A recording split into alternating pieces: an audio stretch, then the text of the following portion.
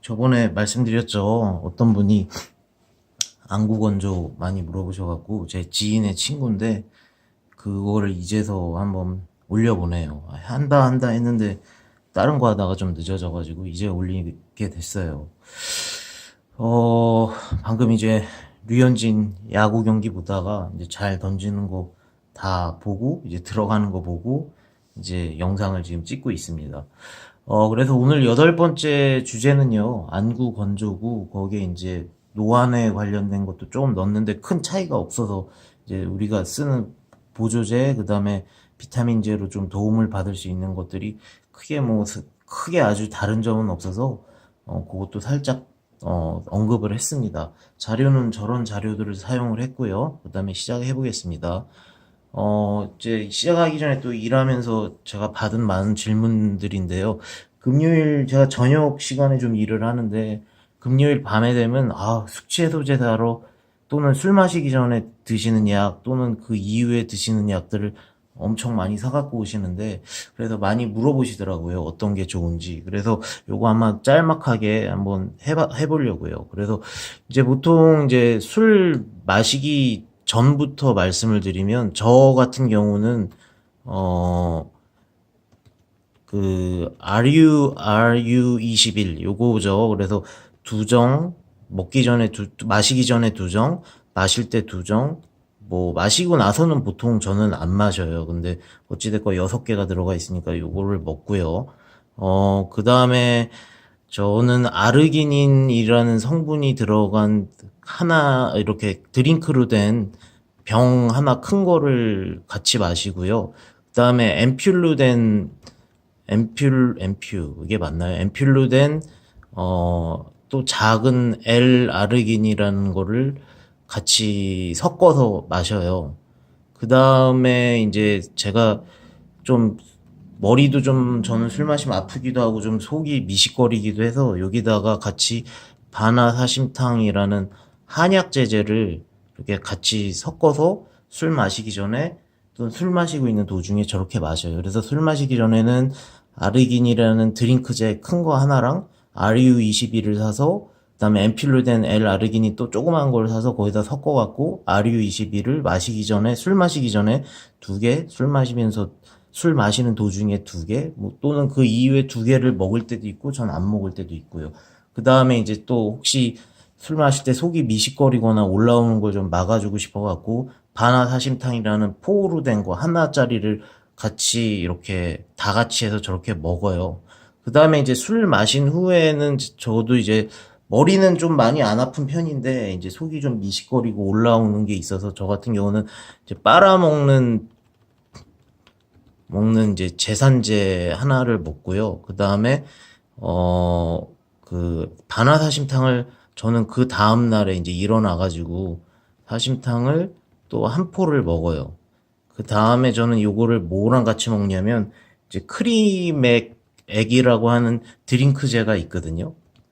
요거랑 같이 마시거든요. 요 크리맥액 드링크제가 이제 돈페리돈이라는 성분인데 얘네들이 이제 위장 운동을 증가시켜가지고 이제 빨리 이제 좀 이렇게 배출을 시켜줘갖고 오심이나 구토나 이런 걸 좀 완화시켜주고 저 바나사심탕이라는 거는 이제 위로 이렇게 올라올 것 같은 거를 이렇게 눌러주는 역할을 하기 때문에 위에서 눌러주고 또 아래에서 이렇게 배출을 시켜줘갖고 저는 저렇게 먹으면 좋더라고요. 그래서 정리하면은 저는 술 마시기 전에는 아르기닌 드링크 병 하나랑 앰뷸로 된 L-아르기닌을 이렇게 따서 이렇게 섞은 다음에 RU21을 술 먹기 전에 2알, 술 마시면서 2알, 그 다음에 그 이후에 2알은 먹을 때도 있고 안 먹을 때도 있고 그리고 그걸 같이 마시면서 바나사심탕 한약 제제를 이렇게 한 포 먹어요.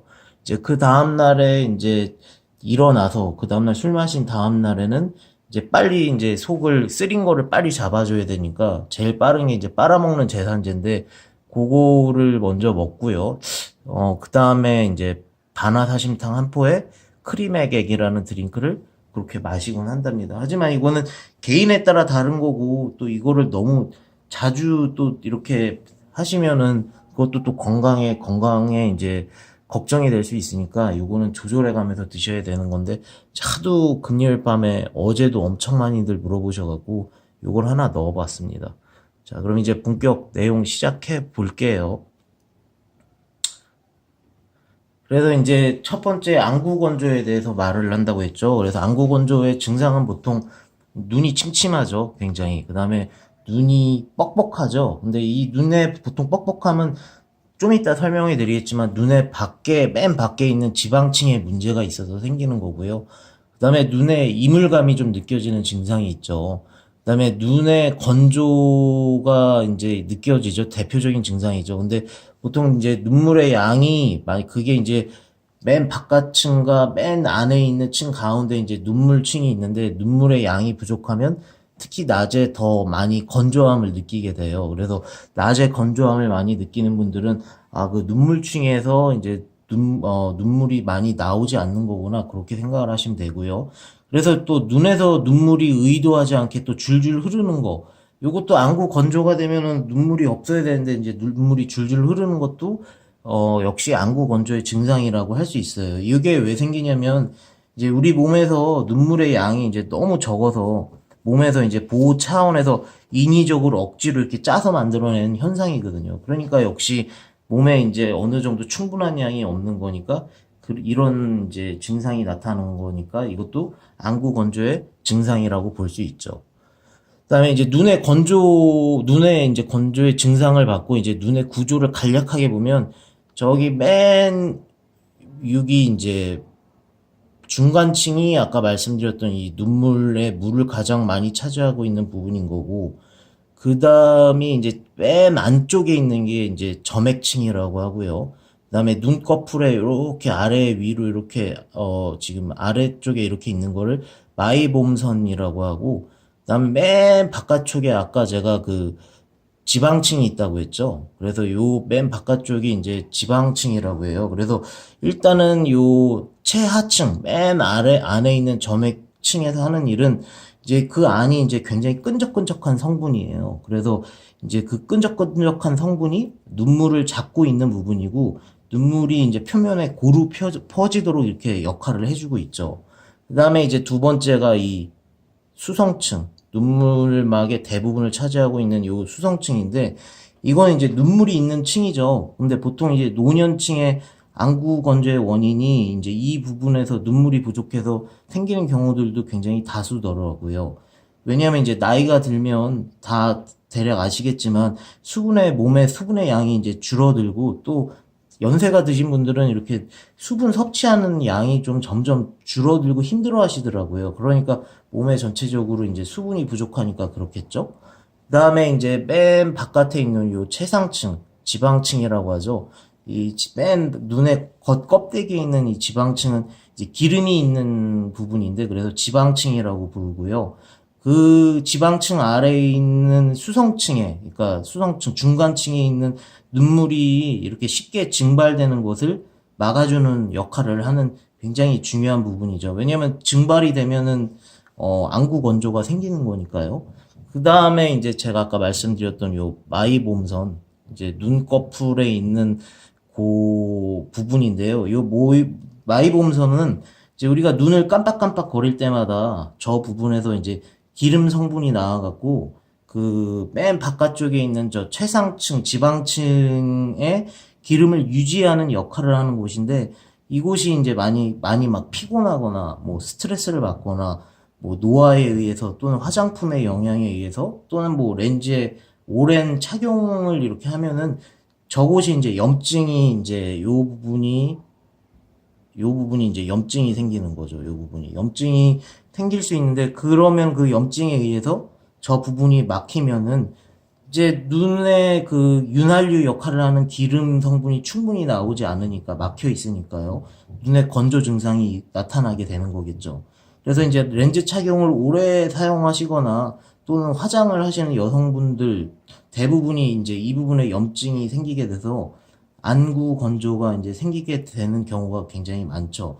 근데 이게 또 그분들한테만 생기는 건 아니고 노년층에서도 몸에 이제 염증 빈도가 좀 높아진 경향이 있기 때문에 노년층에서도 저 부분에 염증이 생겨갖고 다수 발생을 하죠. 저 부분의 염증 때문에 안구 건조가.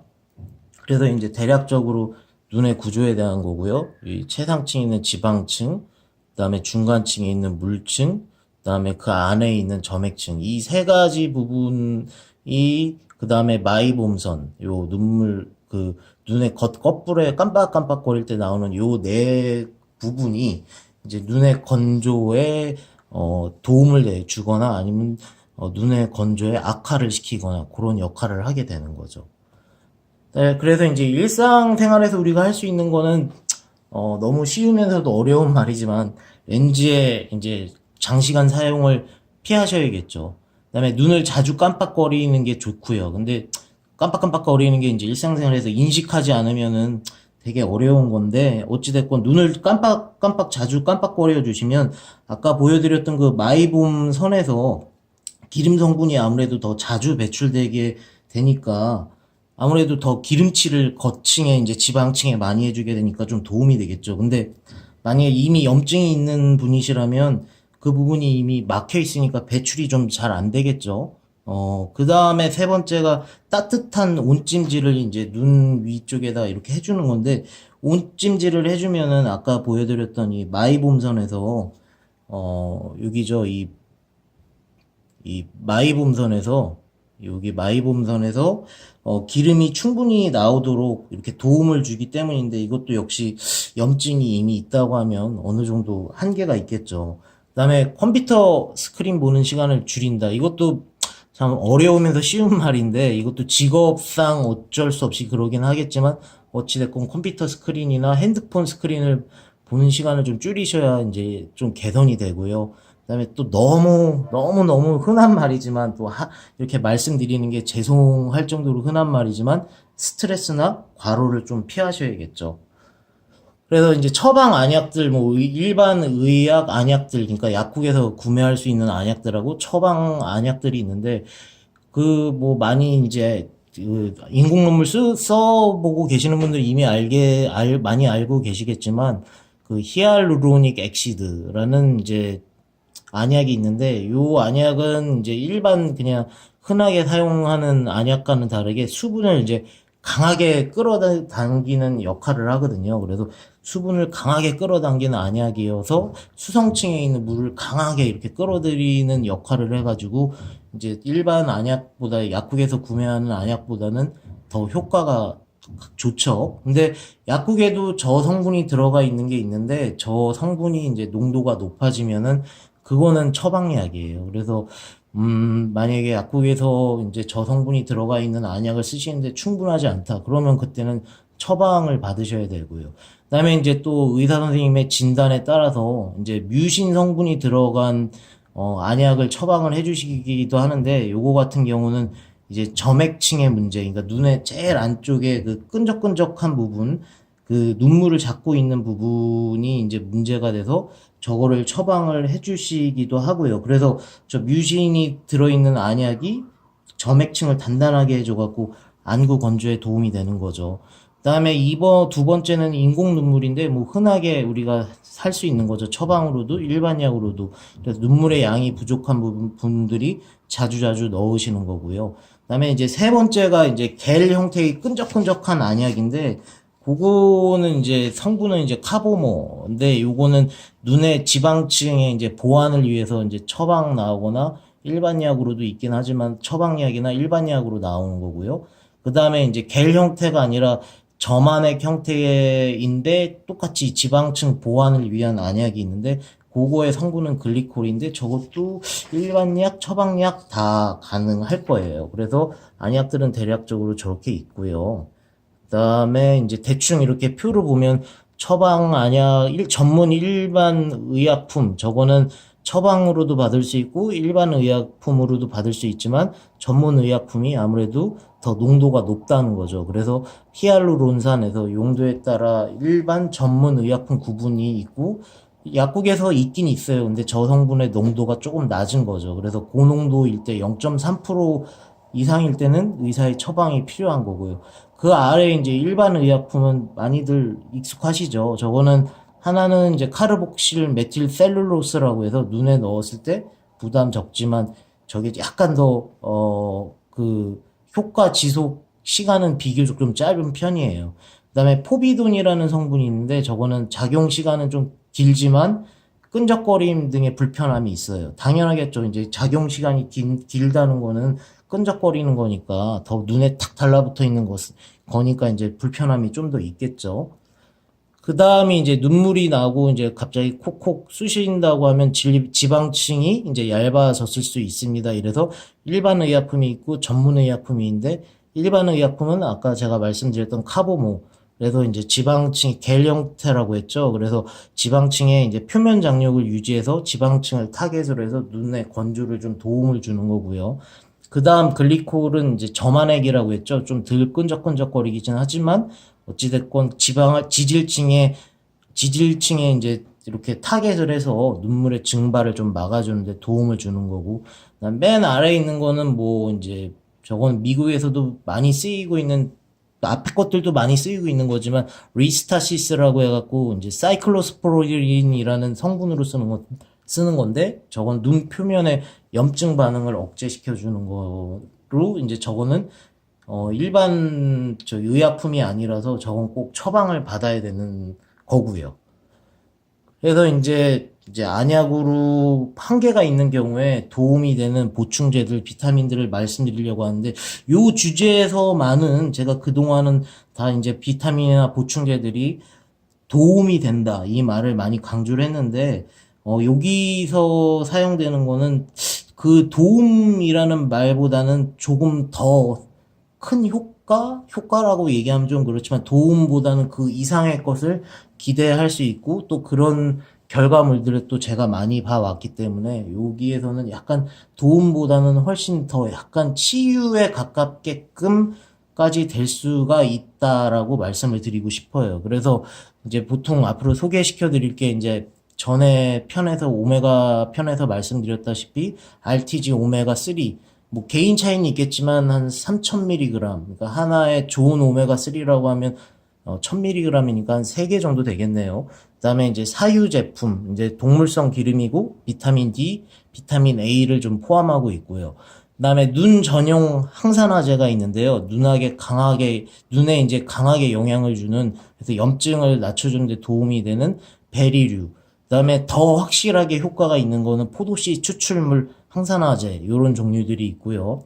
비타민 D도 안구 건조에 굉장히 중요해요. 그래서 개인 차이는 있겠지만 뭐 신장 결석이나 신장에 문제가 있는 분들은 5천까지도 드시면 안 되지만 어찌됐건 그런 게 없다고 하면은 5천 IU에서 뭐 많게는 10,000 IU까지도 이렇게 드실 수 있는 거고요. 안구 건조에 굉장히 도움 많이 돼요. 그 다음에 추가로 이제 비타민 B, 고함량 비타민 B 제품들, 그 뭐 가끔 광고나 이제 그런 포장지 겉에 보면 뭐 눈의 피로 이래서 비타민 B에, 비타민 B, 비타민제에 많이 써 있죠. 그래서 비타민 B 제품들도 눈의 안구 건조에 도움을 줄 수 있기 때문에 앞으로, 요거에 대해서 한번 이야기를 해보려고 합니다.